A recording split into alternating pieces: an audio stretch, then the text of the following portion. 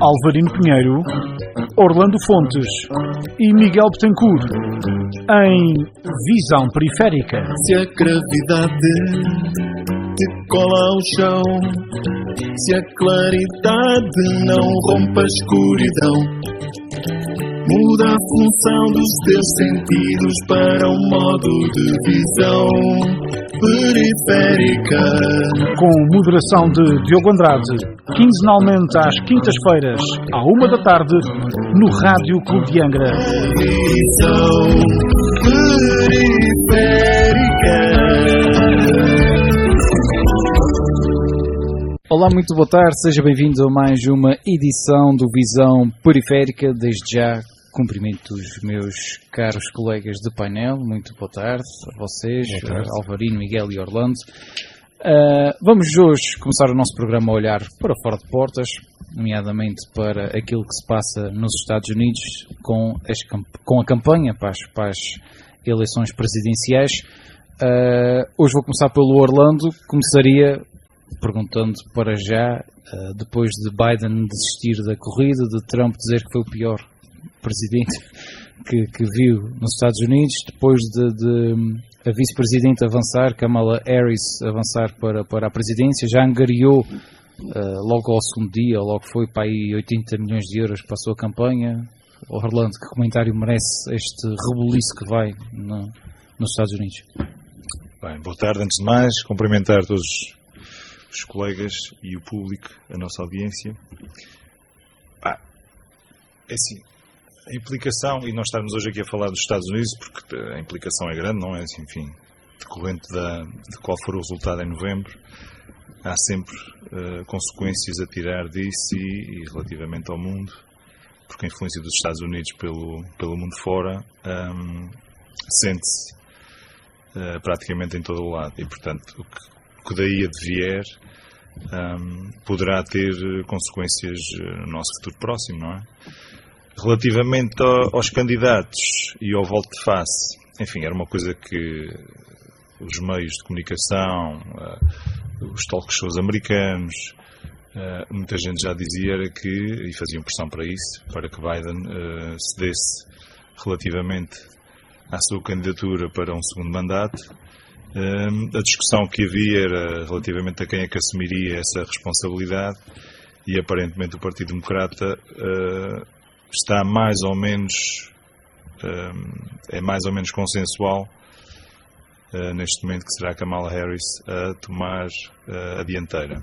Pelo menos, como tu dizias, angariou, pelo menos houve ali, pelo menos nos primeiros 2 dias, houve ali uma onda de entusiasmo que se refletiu, e eles medem muito estes números através dos milhões, não é, de que angariam para a campanha, e como tu dizias, eles falam em cerca de 100 milhões de dólares entre doadores anónimos, empresas e pessoas, enfim, que são democratas, e portanto esse elan, os democratas estão a jogar com ele. A questão que se coloca é depois relativamente ao Congresso dos Democratas, porque há dúvidas relativamente à legalidade desta situação. Eu estava a ouvir alguns comentários na CNN nos Estados Unidos e alguns defendem que, neste caso em particular, o Biden, quando submeteu a sua candidatura, nomeou, portanto, a Kamala como é sua vice-presidente, fazia parte desse processo.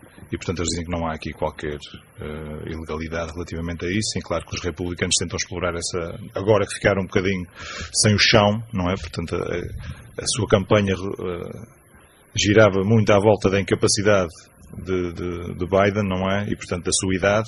Neste momento temos o volte-face, ou seja, Trump é a pessoa mais velha, não é? Portanto, está com... Se não estou em erro, está com 78 anos e, portanto, se for eleito, ultrapassará a idade do Biden só no próximo mandato, não é?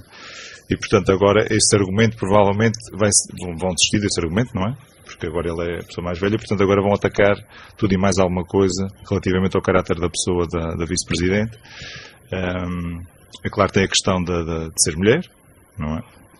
Todos sabemos o peso que isso tem. A questão de ser de origem asiática e negra. de ser alguém que veio da Califórnia, enfim, que é um Estado que é conhecido por ser bastante liberal, e já estão a colá-la, enfim, ao Estado Socialista, enfim, e tudo mais, o pior que pode existir. E, portanto, eles estão um bocadinho desnorteados neste momento, enquanto o Partido Democrata está a capitalizar esta onda que tem vindo a acontecer, não é, relativamente a ela, e, portanto, há uma data de congressistas, de senadores, de governadores de vários Estados que têm manifestado já publicamente o seu apoio à mesma. Os republicanos ainda estão um bocadinho na dúvida e aqui um bocadinho baralhados relativamente a qual é a orientação, por onde é que vão pegar, não é? Porque devem ter ficado um bocadinho, apesar de eles insistirem muito na incapacidade de Biden, não é, para continuar, provavelmente não esperavam que esta decisão fosse tomada. E, portanto, tinham uma campanha mais ou menos orquestrada para bater exatamente nessas questões do Biden ser já, enfim, ter uma idade avançada, ter alguns lapsos de memória, de vez em quando trocar nomes, não é? Enfim, tudo isso era aproveitado. O primeiro debate, claro, o primeiro debate foi o caos, e foi isso que provavelmente provocou também esta pressão no Partido Democrata, não é? E, portanto, não terá sido só uma decisão pessoal, mas terá sido, com certeza, influenciada por muita gente que deve ter feito chegar aos conselheiros de Biden que esta seria, provavelmente, a melhor opção para o partido, para que não, enfim, pelo menos para dar alguma esperança. As sondagens também não eram assim tão divergentes, ou seja, havia ali 2 pontos, talvez, de diferença após o debate. Agora parece que há uma pequena inversão e, portanto, Kamala Harris parece que conseguiu reduzir essa diferença só nos primeiros 2 dias. Enfim, os americanos gostam muito de números e, portanto, estão sempre a monitorizar todas essas mudanças que existem no eleitorado. E, portanto, vamos ver realmente até novembro como é que isto pode, que alterações é que isto pode trazer e se realmente o Partido Democrata tem ou não condições para poder realmente vencer as eleições em novembro. E parece-me que neste momento está tudo em aberto. Já agora, Orlando, entre republicanos e democratas, que à partida são aqueles os favoritos, o que é que seria melhor para Portugal, para a Europa e para tudo aquilo que se passa, nomeadamente com a invasão russa à Ucrânia e até a faixa de Gaza, por aí fora? Aparentemente, a questão da política internacional manter-se-á mais ou menos como até aqui. Parece-me que, e isto é assim, independentemente dos candidatos, o Partido Democrata, tanto o Partido Democrata como o Partido Republicano, nos Estados Unidos existem uma data de pessoas que por trás da cortina não é que normalmente pensam estas coisas. E, portanto, apesar dos presidentes terem um cunho pessoal em muitas das coisas, mas há sempre há uma entourage que, ao longo dos anos, estuda todas estas coisas e a implicação que as mesmas poderão ter no mundo. E parece-me que, relativamente aos democratas, acho que é consensual que o apoio à Ucrânia manter-se-á. A questão de Israel é mais discutível, porque a pressão é enorme sobre o governo de Israel para que os ataques que têm acontecido tenham, enfim, outra abordagem. Por parte dos republicanos, fazendo fé naquilo que Donald Trump vem dizendo, não é? Que acabava a guerra no dia a seguir à sua eleição. Enfim, só não sabemos como, não é? E a que custo. E isto é o que o Zelensky normalmente diz assim, eu percebo, e gostava também de acabar com a guerra, não é? Mas qual é o preço, não é? Que preço é que vamos pagar por isso? Ou seja, assim, é fácil dizer que no dia a seguir acaba. Se nós, por exemplo, diz Zelensky, não é? Se provavelmente o que está em cima da mesa é nós abdicarmos dos territórios que foram ocupados pelos russos. Ora, assim também qualquer um chegava a esse consenso, não é? Se fosse para, enfim, dar aos russos tudo aquilo que eles, entretanto, pediram. E depois tem a questão da China, também muito importante, claro. O Sudoeste Asiático, a pressão que a China faz relativamente a Taiwan. A posição dos democratas é conhecida, enfim, já deram o seu apoio e dizem que se houver alguma tentativa por parte da China de ocupar Taiwan, que os Estados Unidos dariam o seu apoio a Taiwan. Por parte de Trump isso não é claro, e parece-me que ele provavelmente tem uma visão bastante simples nesse aspecto, ou seja, parece-me à partida que ele nada se importa relativamente a isso, o que lhe importa realmente é os Estados Unidos e, portanto, não se importa dividir o resto do mundo, não é? Portanto, isto parece quase que teríamos aqui um tratado de Tordesilhas entre 3 ou 4 potências mundiais. Mas também não quer partilhar. Exatamente.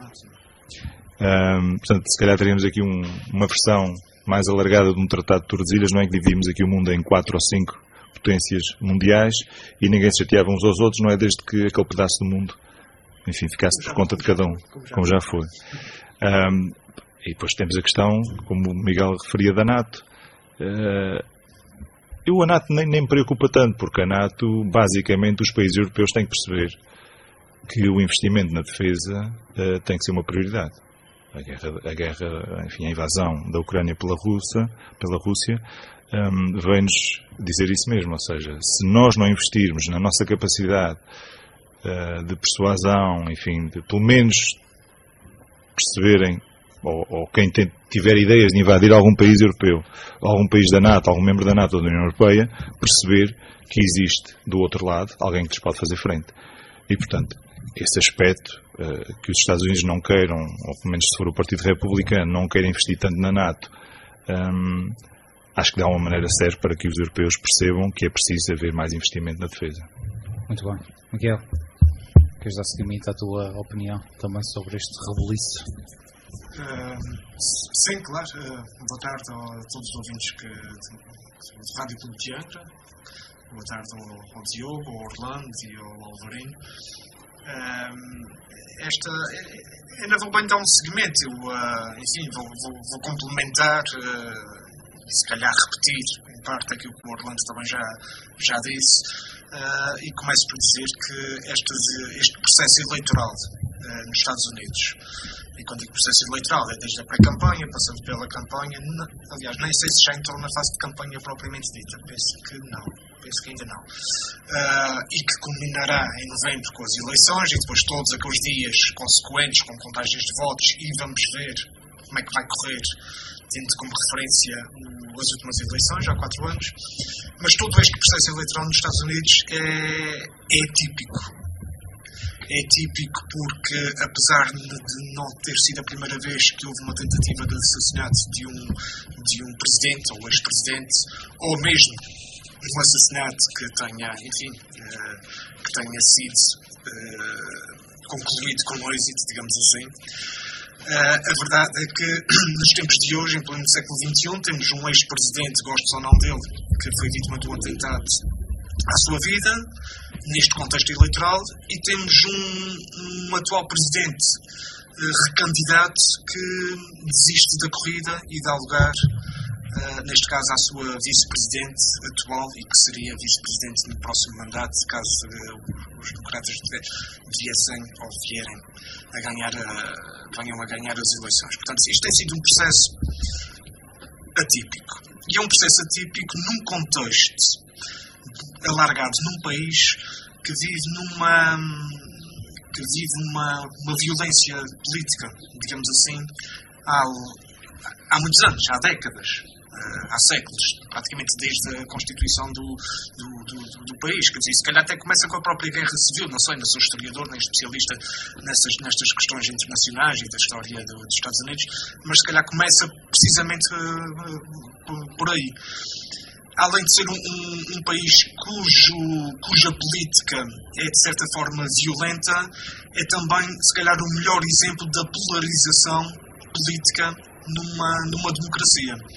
Porque, apesar do Partido Republicano e o Partido Democrata não serem os únicos partidos que existem nos Estados Unidos, são aqueles que disputam as eleições.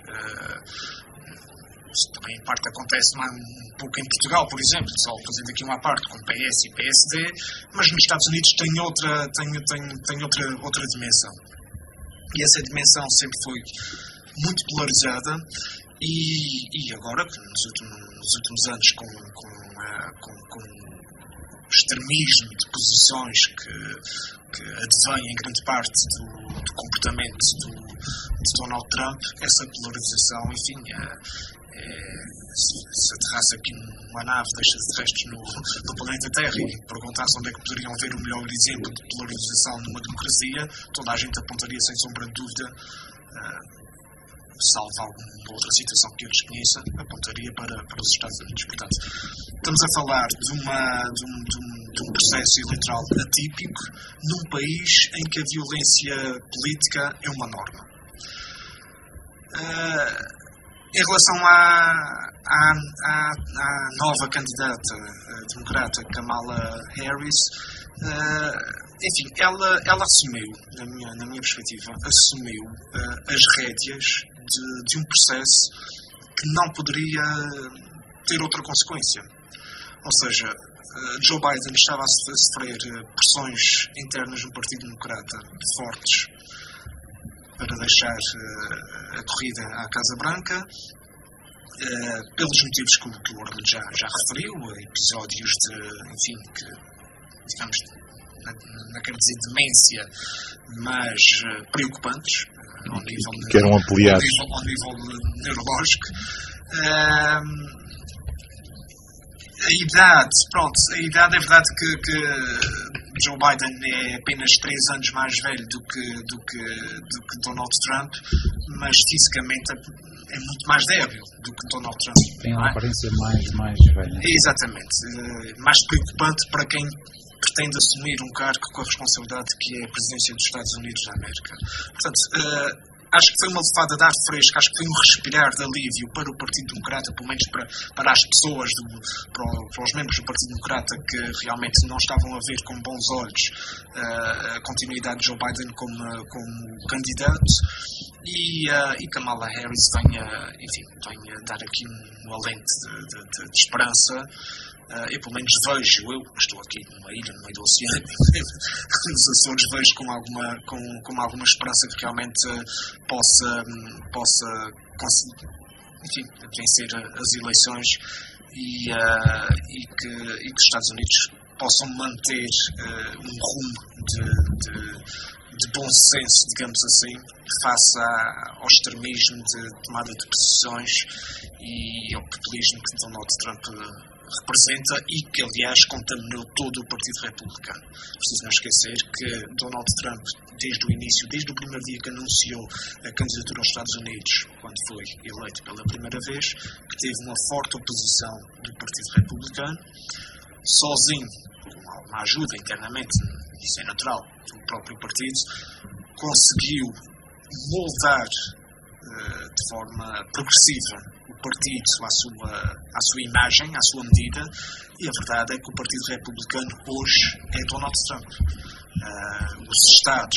Diversos estados dos Estados Unidos têm governadores que foram lá colocados por Donald Trump.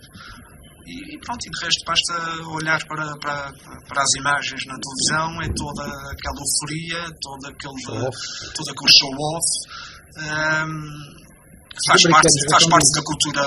Gostam disso, vivem para isso. Quer dizer, não digo todos, mas pelo menos aqueles que se identificam com o modo de vida, enfim. Há aqui um exemplo que é real, que é já efetivo, que é a questão do vice-presidente, da escolha para vice-presidente Donald Trump, o J.D. Vance. E era aquilo, exatamente, era aquilo que o Miguel estava a dizer, ou seja, ele conseguiu, apesar das críticas, não é? Enfim, se formos ver algumas das citações deste J.D. Vance, até lhe chamou Hitler e coisas parecidas, não é? Enfim, nunca o apoiaria. E que não o apoiaria, tornou-se, não é o candidato escolhido, enfim, talvez para fazer face, enfim, pela juventude, que é um candidato com 39 ou 40 anos, uma pessoa que esteve no Exército, que esteve nos Marines e que, enfim, tem uma carreira política. O poder do Trump é um poder hegemónico, não é? E portanto, as pessoas acabam por se acomodar, exatamente. Ganhou o poder de Trump no Partido Republicano. Ganhou uma importância significativa no partir do dia que houve o célebre ataque ao Capitólio. Não estou com isto a dizer que os republicanos, ou uma grande parte deles, concordaram com aquilo que aconteceu, que claramente foi motivado pelo discurso de Donald Trump, mas a verdade é que aquela invasão foi uma demonstração de força, de apoio a Donald Trump por parte da população, e não há volta a dar. Tivessem agiram bem ou mal, e agiram mal, mas Isto agora depende da perspectiva. Vais perguntar um apoiante de Donald Trump que não vê outra coisa à sua frente sem ser o Trump, é claro que ele vai dizer que o ataque ao Capitólio foi merecido e devia ter tido consequências mais graves, como muitos dizem, não é? Pronto, é a posição dele. Está tudo certo, ele está a ver as coisas nessa perspectiva. Nós não vemos, naturalmente, mas à parte de se está certo ou não, a verdade é que a partir daquele dia a política nos Estados Unidos não tem sido a mesma e não será a mesma durante muito tempo, não tenho qualquer dúvida disso. Kamala Harris, só quero dizer uma coisa ainda antes de passarmos a palavra ao Alvarino. Kamala Harris, há pouco quando referi que uma lefada de ar fresco, não é só por ser uma candidata mais jovem, digamos assim, porque ela também já tem 59 ou 60 anos, portanto não é uma idosa, mas também não é assim tão nova.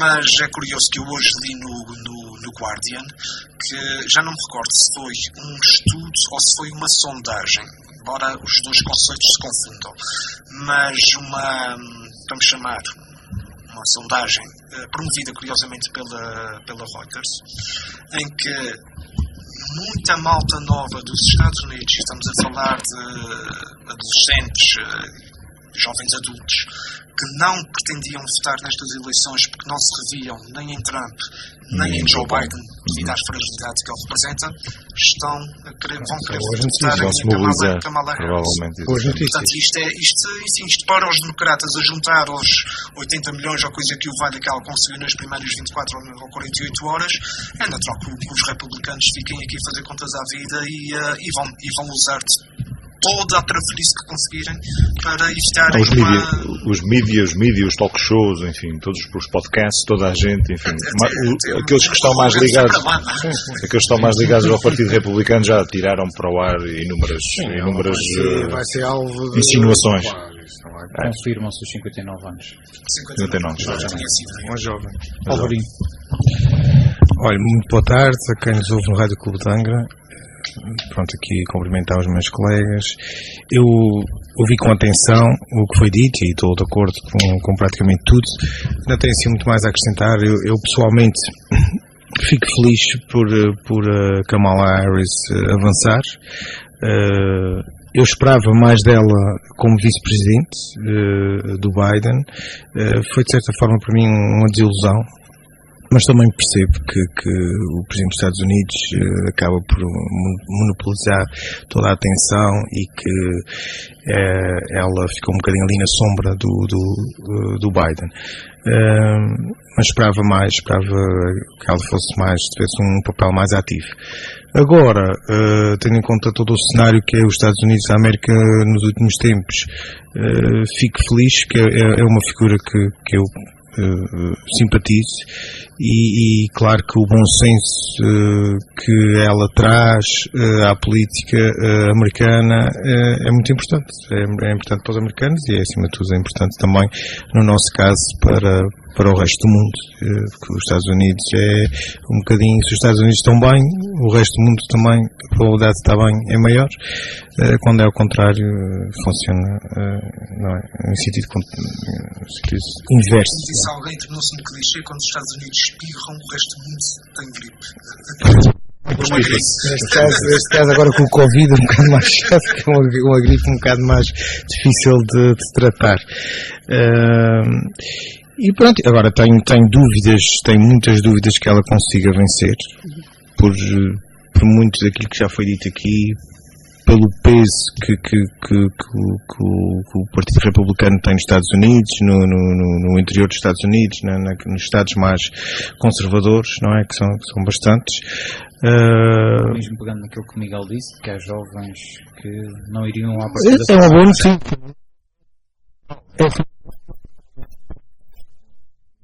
E quando nós olhamos para a vitória do Biden, o Biden também foi um bocadinho uma vitória contra um bocadinho a corrente do jogo e contra um bocado esta loucura do Trump, não é? Que eu acho que podemos, em relação a esta personagem, podemos utilizar esta expressão de loucura. Por isso é que as escolhas dos vice-presidentes têm essa importância toda, ou seja, o Biden, quando escolheu Kamala Harris para vice-presidente, tinha um pouco a ver com isso, de unir um bocadinho toda a América contra um inimigo comum que era Trump na altura, não é? Portanto, Sim, e o Trump continua, pronto, já está mais velho, não é? Mas continua com o mesmo poder de persuasão que tinha, não é? O handicap do golfe dele, pelos vistos, está a subir, é normal também, não é?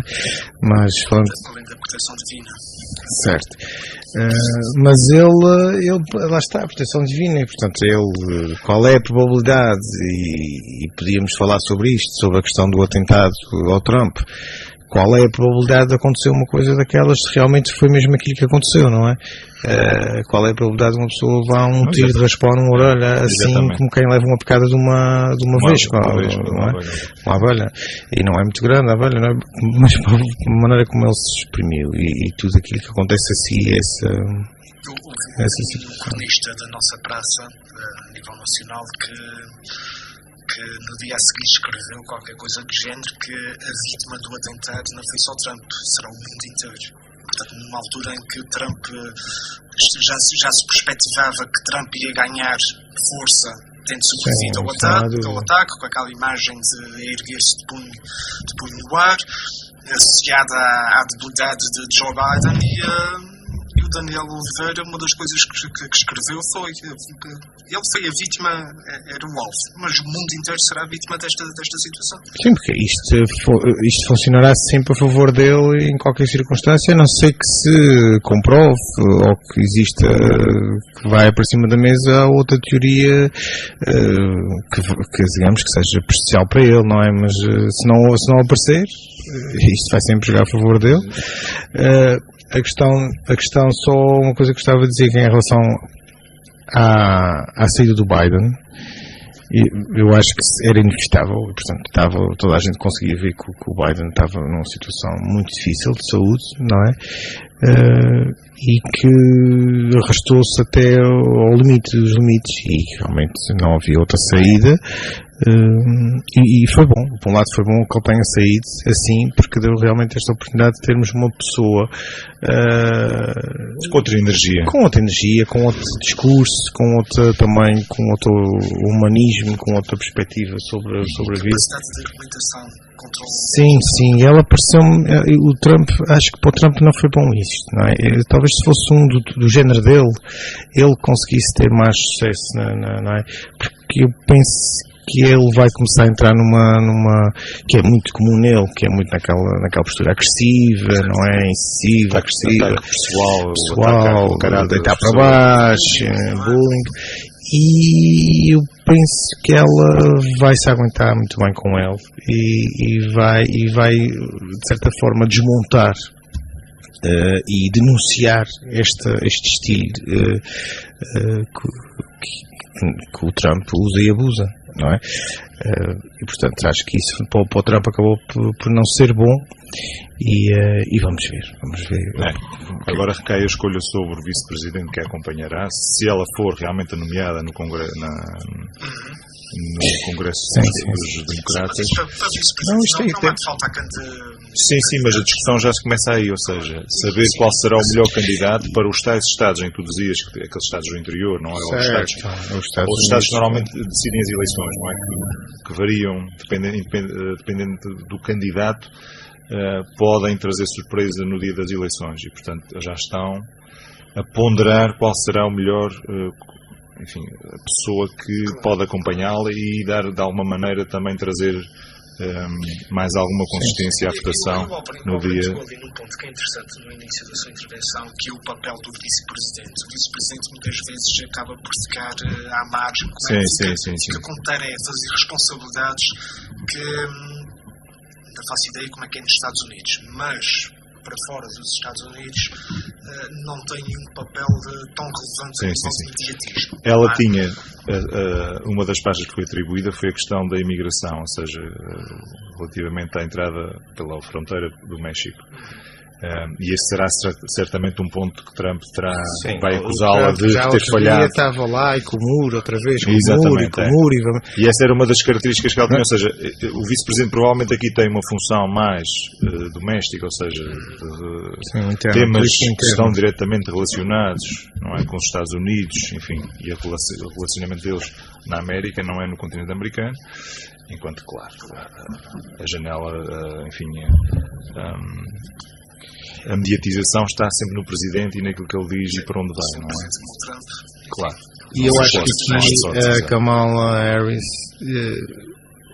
por exemplo, em comparação com a Hillary Clinton, eu acho que ela tem vantagens em relação a isso. Não tem o passado. Não tem o passado. É uma pessoa.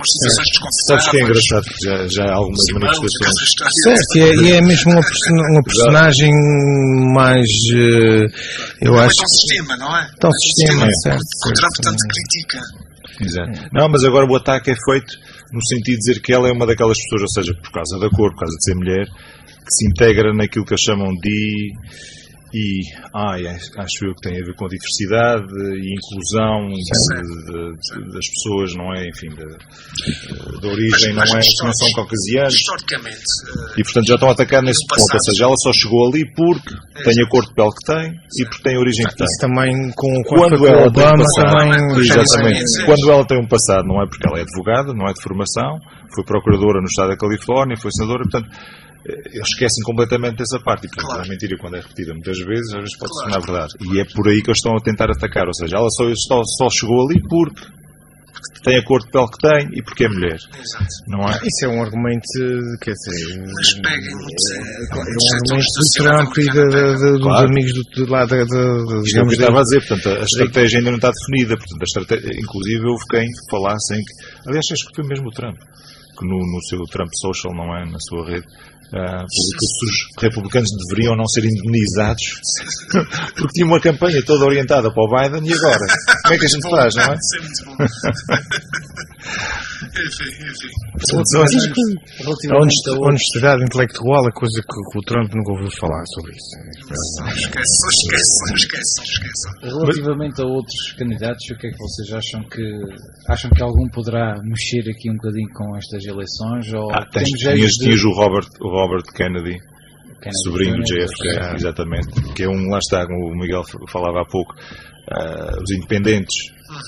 Muitas vezes têm notoriedade, mas depois quando chegam às eleições não conseguem. Exato, trazem o nome da família. Exatamente, mas ele referia mesmo isso, ou seja, ele dizia que o Partido Democrático devia deixar em aberto até à convenção para ver se aparece mais alguém. No caso, provavelmente estava-se a considerar assim mesmo, não é?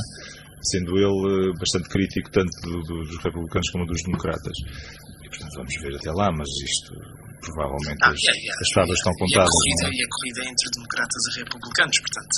Depois há muitos candidatos que são ex-candidatos, né, de listas de democratas e republicanos, esses à partida têm poucas hipóteses, porque se já tem as listas principais, não é? Há aqui um senador que é o Joe Manchin, que é acho que é de New Hampshire, se não estou enganado, que varia muito com formas políticas, ou seja, era democrata, mas acho que se desvinculou, mas portanto depois vota conforme as políticas que são, enfim, melhor podem representar os seus eleitores no estado de New Hampshire. E portanto ele foi um dos primeiros que veio de alguma maneira dizer que estava convicto que Kamala seria, provavelmente, não sei se é posicionar-se para tipo, olha, eu estou aqui, portanto, se me quiserem como vice-presidente, eu também estou na corrida. É uma boa maneira de dizer que está disponível. Exatamente.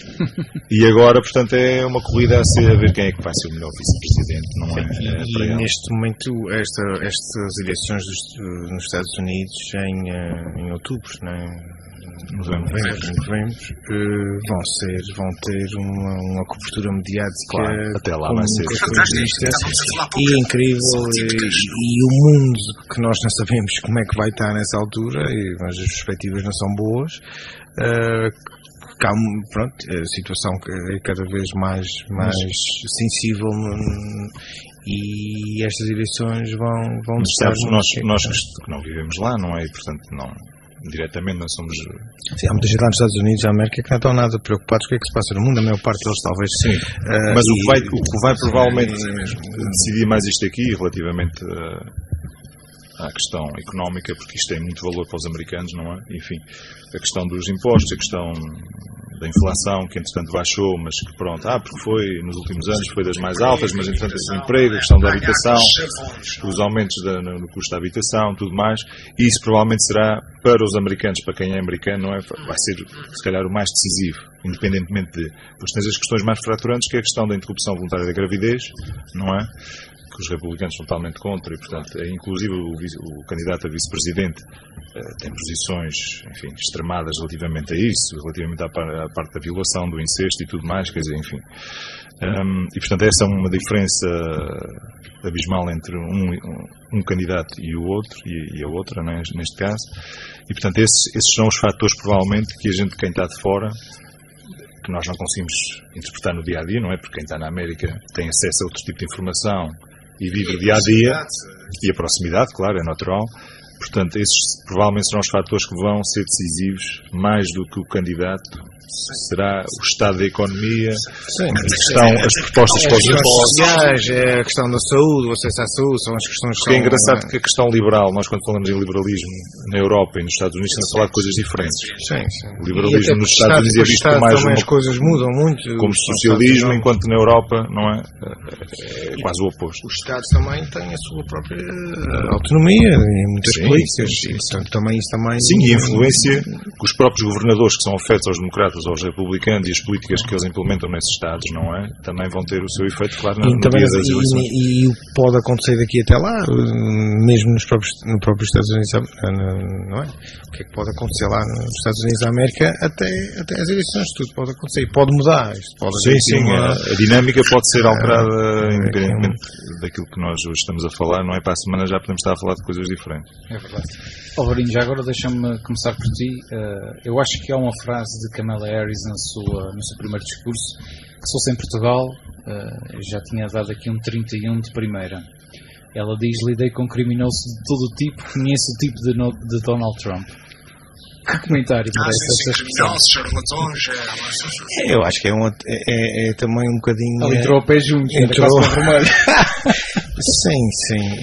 Mas é assim, que o Trump também não dá para entrar com o pé molinho, quer dizer, não dá para entrar assim. Tem que ser também... Eu acho que ela também está a marcar o seu terreno. Não é? Está a marcar o seu terreno e está a mostrar que é também uma candidata que tem os seus argumentos e tem as suas armas e que conhece bem o Trump e que conhece bem a história do Trump e a personalidade do Trump. Não estou a dizer que ele é um criminoso, não é? Mas ela está aqui ela está aqui realmente a mostrar que tem que é uma pessoa perspicaz e que leu, de certa forma, um bocadinho também a história de vida do Trump e a personalidade dele e a denunciar aquilo que vai aparecendo, não é? Algumas situações que vão ocorrendo ao longo da vida dele e acho que foi, por acaso li essas declarações e surpreenderam-me de certa forma para positiva. Entrou o ataque. Em Portugal, se um candidato chama indiretamente criminoso ao outro, é um escândalo. Não, mas também é. Mas também o Trump tínhamos, não há folhas que deem para as conhecidas. É verdade, mas vocês lembram-se de uma frase que foi repetida frequentemente neste documento, que era o Crooked Joe Biden, não é? Portanto, por causa da questão do filho e assim, das relações com o Ucrânia. Ela vai estar sujeita a ataques impensáveis. Vai ser uma coisa. Mas lá está, isto é um país, lá está, a tal liberdade de expressão que nós muitas vezes falamos. Os Estados Unidos é um reflexo disso, ou seja. Mas no caso do Trump, ele foi condenado. O Trump é um showman. Vocês disseram aqui, ele é um showman. Ele é um showman que consegue quase levar um tiro, quer dizer, levou um tiro, mas levar um tiro de raspão. Uma orelha negra. Exatamente. Certo, neste caso. E passado 6 segundos estar a falar para o público, a incentivar, não é com... Qual é a probabilidade disso acontecer com outra pessoa a fazer isto? Eu acho que naturalmente outra pessoa qualquer ou outro presidente ficaria no sítio onde estava, talvez tentasse fugir dali o mais depressa possível, ou esconder-se ou proteger-se, não é? E ele não. Que até é bastante estranho aquela reação, não é? Mas isso mostra... Completamente consciente ou inconsciente, não é? Fica a dúvida. A adrenalina não é no momento, quer dizer, ninguém sabe o que é que passa pela cabeça. Exatamente. É um uma personalidade com uma capacidade de controle que está à sua volta muito grande. Há duas pessoas que faleceram, julgo que há uma pessoa na audiência que faleceu. E duas ficaram feridas, uma em estado grave, exatamente, e o atirador também foi abatido. Depois nas notícias também, nas primeiras 24 horas referiram que uma pessoa morreu e outras duas pessoas ficaram feridas, mas depois a partir daí pronto, já não interessa. Eu acho que ela aí também chama-lhe um bocadinho de psicopata, de certa forma, não é? Porque psicopata, no sentido, para termos uma personalidade psicopata, não é preciso assassinar sou ninguém. Eu é que interessa, não é? Não interessa o que é que aconteceu à minha volta. Há pouco falávamos aqui da violência política nos Estados Unidos. Isto é um belíssimo exemplo. As declarações dela aqui em Portugal, como disse o Diogo, seria um escândalo. Seria um escândalo. Nos Estados Unidos são encaradas quase como normais, porque faz parte da cultura política, com o grau de violência verbal que os americanos têm desde há muito tempo. Até para uma candidata mais sensata do que o seu opositor, essas palavras não representam nada tão ofensivo como poderia representar noutros países. Nós temos coisas hediondas, enfim, de pessoas que se expressaram no próprio Congresso dos republicanos a dizer que a solução seria uma guerra civil. Sim, se as coisas não forem como nós querem... Não, exatamente, e portanto...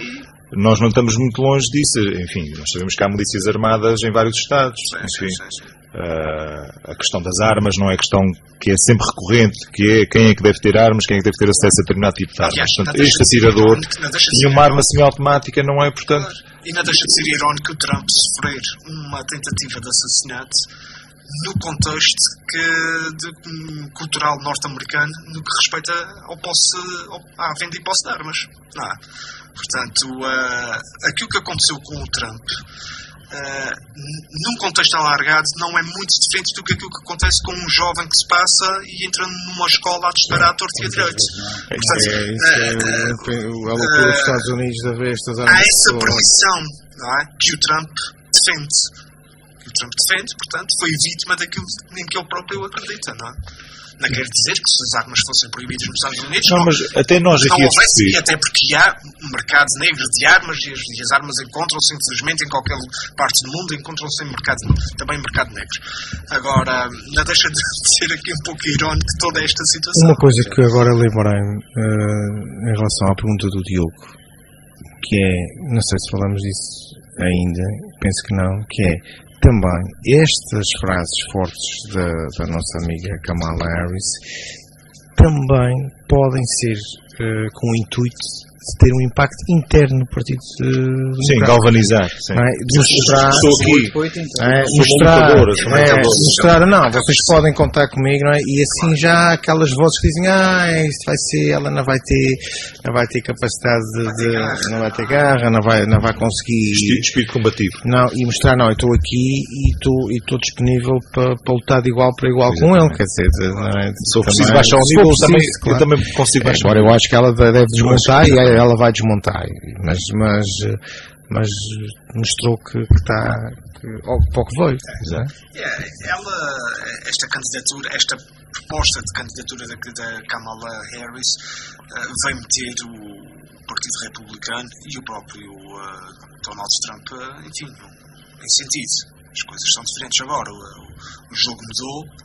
Sim, e os erros dele agora, ela não vai deixar passar nada em conta. Sim, até porque ela é perspicaz, ela já lhe leu, portanto ela vai assinalar todos os erros que ele cometeu, ela vai estar lá, estão a ver, é este tipo de personalidade que é o Trump.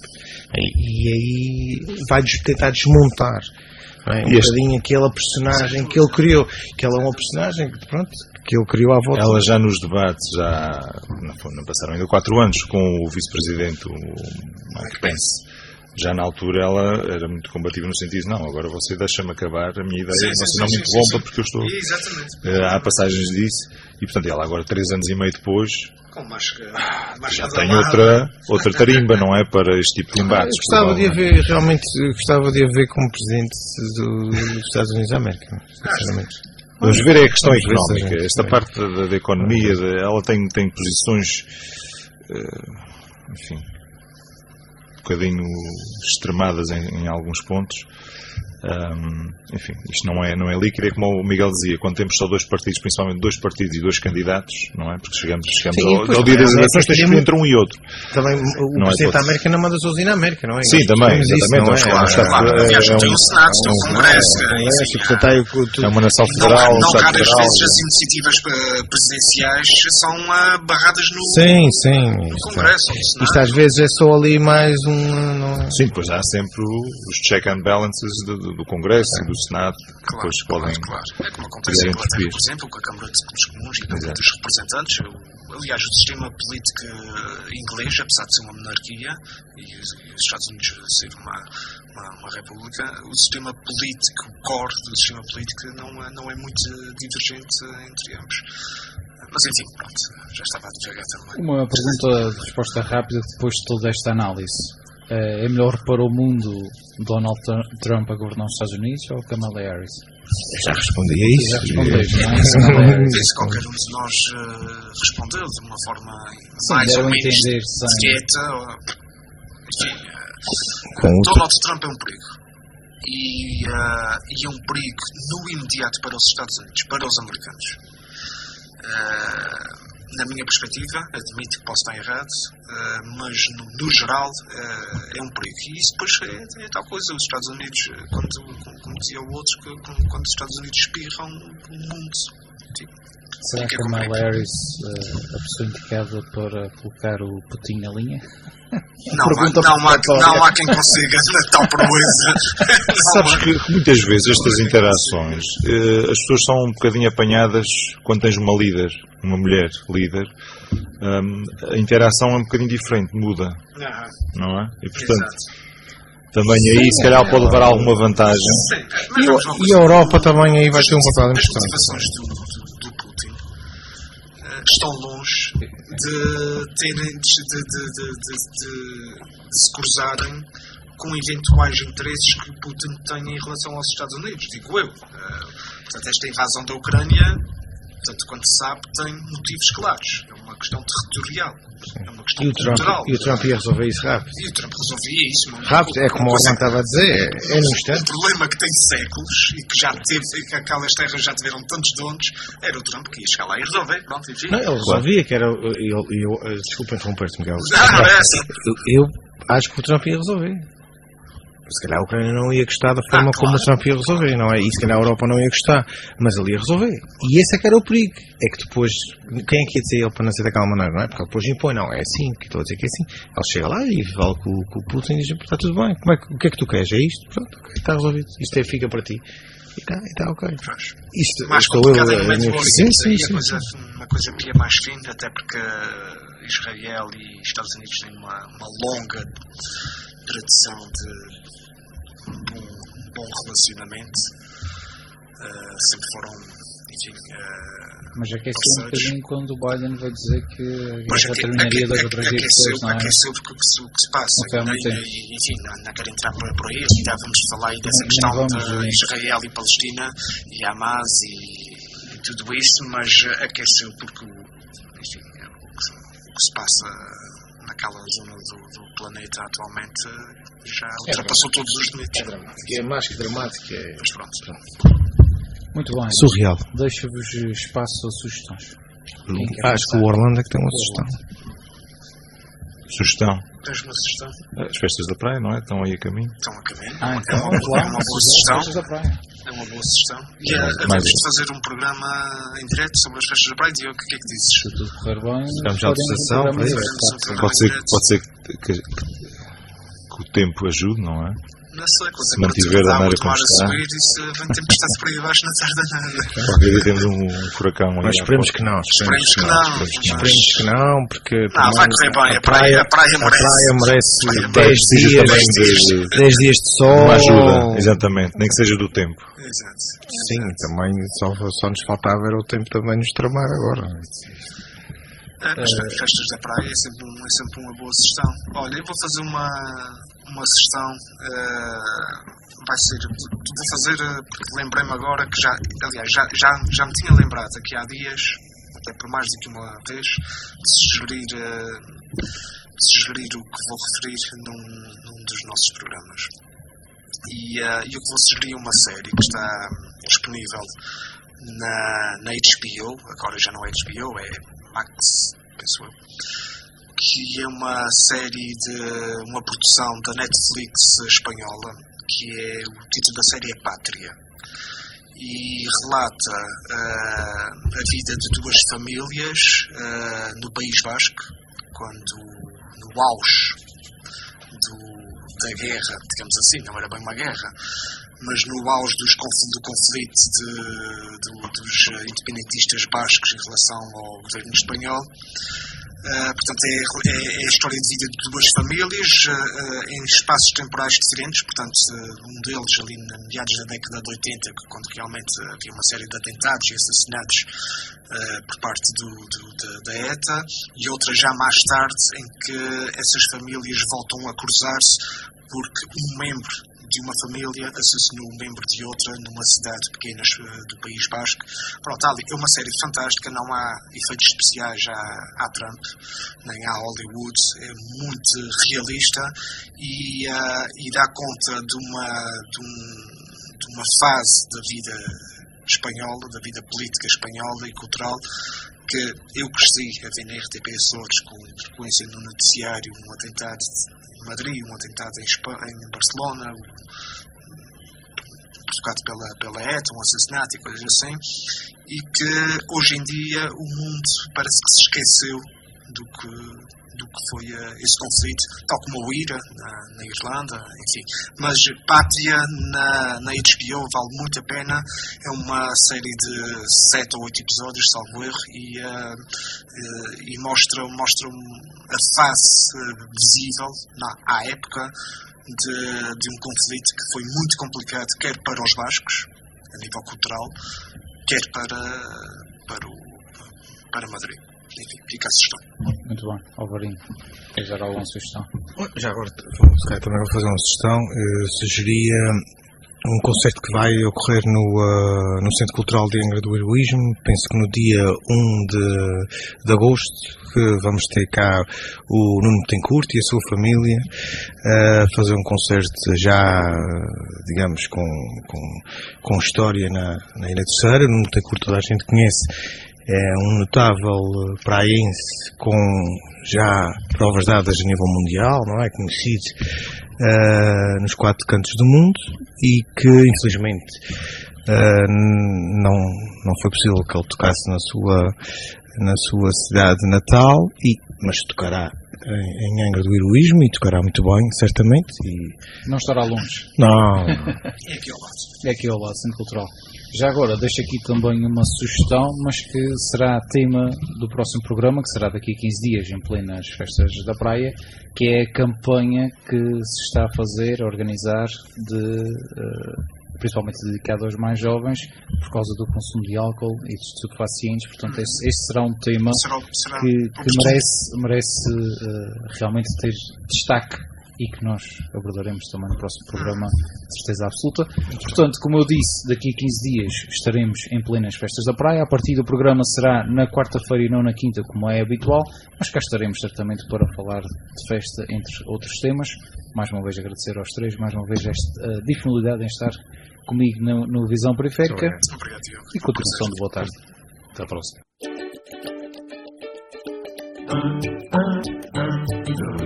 Alvarino Pinheiro, Orlando Fontes e Miguel Betancourt em Visão Periférica. Se a gravidade te cola ao chão, se a claridade não rompe a escuridão, muda a função dos teus sentidos para um modo de visão periférica. Com moderação de Diogo Andrade, quinzenalmente às quintas-feiras, à 13h, no Rádio Clube de Angra. Visão periférica.